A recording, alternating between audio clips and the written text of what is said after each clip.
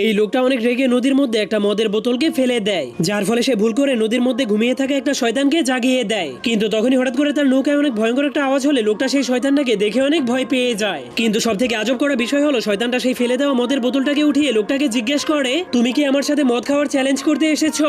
তখন লোকটা শয়তানটাকে দেখে এতটাই ভয় পেয়ে গিয়েছিল যে সে শ্বাস নেওয়াই ভুলে গিয়েছিল। এরপর শয়তানটা তাকে বলে, যদি তুমি আমার চাইতেও বেশি মদ খেয়ে আমাকে হারাতে পারো তাহলে আমি তোমাকে দুনিয়ার সব থেকে ধনী মানুষ বানিয়ে দিব, কিন্তু যদি তুমি আমার সাথে হেরে যাও তাহলে আমি তোমাকে এই নদীর পানির মধ্যে ডুবিয়ে মেরে ফেলবো। তখন লোকটা প্রচন্ড ভয় পাওয়ার কারণে বুঝতে পারছিল না এখন সে কিভাবে নিজের জীবন বাঁচাবে। এরপর শয়তান দুইটা গ্লাস বের করে সেই গ্লাসের মধ্যে মদ ঢেলে এক গ্লাস সেই লোকটাকে খেতে দেয়, আর নিজের গ্লাসটাকে সে এক চুমুকেই গিলে ফেলে। কিন্তু সেই মদগুলো তার শরীরের ফুটো দিয়ে বাইরে বের হয়ে যাচ্ছিল।